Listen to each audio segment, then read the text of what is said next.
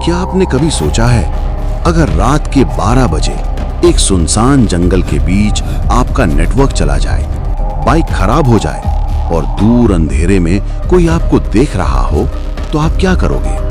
क्या आप उस आवाज के पीछे जाओगे जो आपको बुला रही है, या फिर भागने की कोशिश करोगे बिना पीछे देखे? और अगर मैं कहूं, जो उस रात उस लड़के के साथ हुआ, वो सिर्फ एक कहानी नहीं, बल्कि एक ऐसा सच है जहां से आज तक कोई वापस नहीं आया, तो क्या आप इस कहानी को सुनने की हिम्मत रखते हो? अगर हां, तो कहानी में बने रहो। ये कहानी शुरू होती है केरला के एक छोटे गांव में। एक माँ और उसका बेटा साथ रहते थे। दोनों की जिंदगी लगातार संघर्ष से भरी थी। हर दिन एक नई मुश्किल, हर रात एक नई चिंता लेकर आती थी, क्योंकि पूरे घर की जिम्मेदारी उस एक लड़के के कंधों पर थी। जिंदगी उनके लिए आसान कभी नहीं रही। कभी पैसों की तंगी, कभी माँ की बीमारी, कभी भूख तक से लड़ना पड़ता था। लेकिन इतनी कठिनाइयों के बाद भी दोनों के बीच का प्यार इतना गहरा था कि वो हर दर्द को हल्का कर देता था।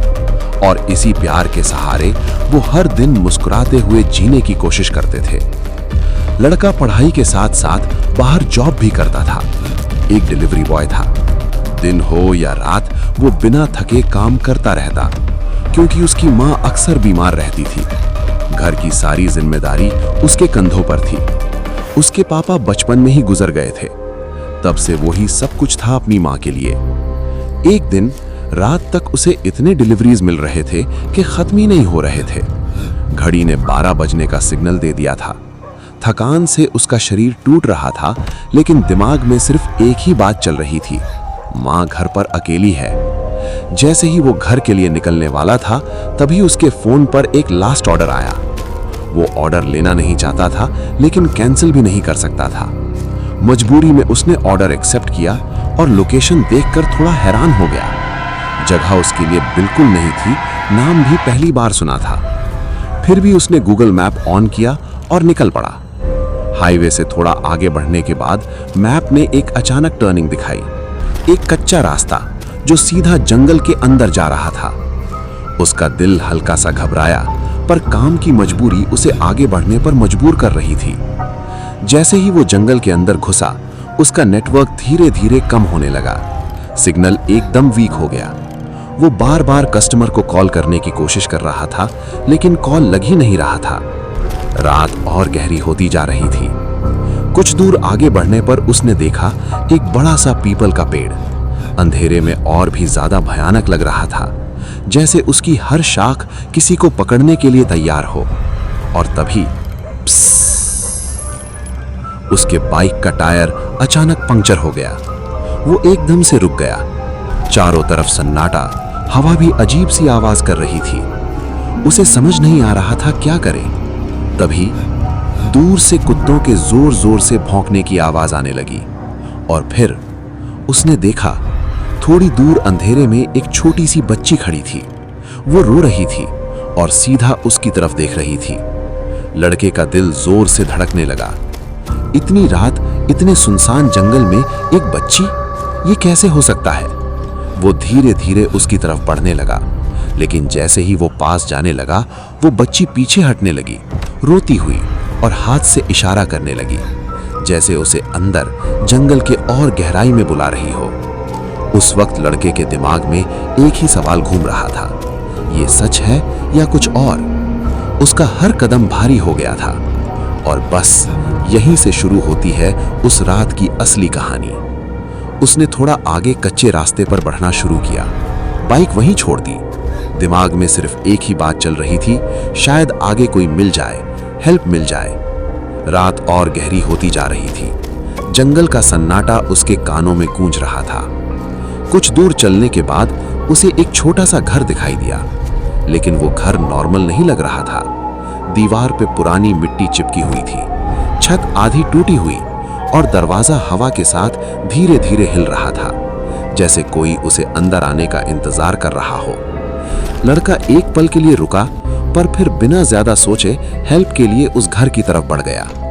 वो दरवाजे के सामने पहुंचा और धीरे से नॉक किया। कोई है? कोई जवाब नहीं। उसने फिर से थोड़ा जोर से नॉक किया। कोई है क्या?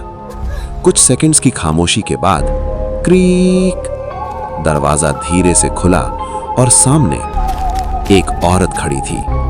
उसका चेहरा इतना डरावना था कि लड़के की सांसें रुक गई। आंखें गहरी और अजीब, होंठ सूखे हुए और उसकी नजर सीधा लड़के के अंदर तक घुस रही थी। लड़का हिचकिचाते हुए बोला, मैम, मेरा बाइक पंक्चर हो गया है, थोड़ी हेल्प चाहिए। औरत ने कुछ नहीं कहा, बस धीरे से हाथ उठाया और अंदर आने का इशारा किया। उसकी खामोशी और भी ज्यादा खौफनाक थी। लड़का डर के बावजूद अंदर चला गया और एक पुरानी कुर्सी पर बैठ गया। घर के अंदर अंधेरा था। हवा में एक अजीब सी बदबू थी, जैसे कुछ बहुत पुराना सड़ चुका हो। औरत चुपचाप अंदर चली गई। मिनट बीत गए, फिर और मिनट बीत गए, लेकिन वो वापस नहीं आई। अब लड़के का डर बढ़ने लगा। उसने सोचा, इतनी देर क्यों लग रही है? वो धीरे से खड़ा हुआ और अंदर की तरफ बढ़ने लगा। हर कदम के साथ उसका दिल तेज धड़क रहा था। जैसे ही वो अंदर के कमरे के पास पहुंचा, उसने जो देखा उसके होश उड़ गए। वहां एक कोने में 2 लाशें लटकी हुई थी, एक औरत और एक छोटी बच्ची। दोनों के चेहरे पर डर जम चुका था। आंखें आधी खुली, जैसे मौत के वक्त भी मदद मांग रही हो। लड़का एक पल के लिए जम गया। उसका दिमाग काम करना बंद हो गया। फिर अचानक उसे पीछे से हल्की सी हंसी की आवाज आई। वो धीरे से पलटा, लेकिन वहां कोई नहीं था, बस अंधेरा और एक ठंडी हवा का झोंका। अब उसे समझ आ गया, ये सब नॉर्मल नहीं है। वो बिना एक सेकंड वेस्ट किए जान बचाकर वहां से भागा। घर से बाहर जंगल के रास्ते, बिना पीछे देखे। कुत्तों की भौंक, बच्चे की रोने की आवाज और एक औरत की हंसी उसका पीछा कर रही थी, लेकिन वो रुका नहीं। काफी देर भागने के बाद वो किसी तरह जंगल से बाहर निकल गया। हाईवे पर आते ही जैसे सब आवाजें एकदम से बंद हो गईं, जैसे कुछ हुआ ही ना हो। थोड़ा आगे बढ़ने पर उसे एक गैराज दिखा। वहां उसने अपना बाइक का पंक्चर ठीक करवाया। वो इतना डरा हुआ था कि उसके हाथ अभी भी कांप रहे थे। गैराज वाले आदमी ने पूछा, भाई क्या हुआ, इतने डरे हुए क्यों हो? लड़के ने सारी कहानी बता दी, सब कुछ, औरत, बच्ची, वो घर, लाशें। गैराज वाला कुछ देर चुप रहा, फिर धीरे से बोला, तुम जहां गए थे वहां 10 साल पहले एक बहुत ही डरावना हादसा हुआ था।